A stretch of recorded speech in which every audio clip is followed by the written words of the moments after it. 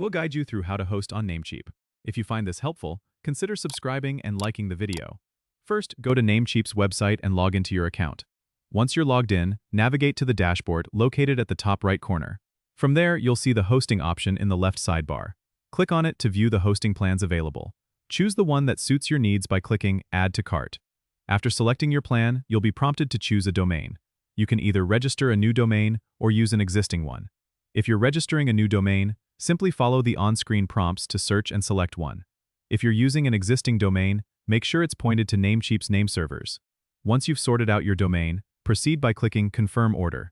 You'll be taken to the checkout page where you can review your hosting plan and domain details. Enter any promo codes if you have them for discounts. Next, click Pay Now to complete your purchase. After the payment is processed, you'll receive a confirmation email with details about your hosting account.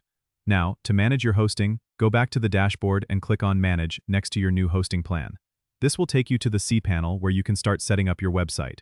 You can install WordPress or upload your website files using the File Manager. Remember to configure your email settings and set up databases if your website requires them. And that's it. You've successfully set up hosting on Namecheap. Don't forget to subscribe and comment if this helped you out.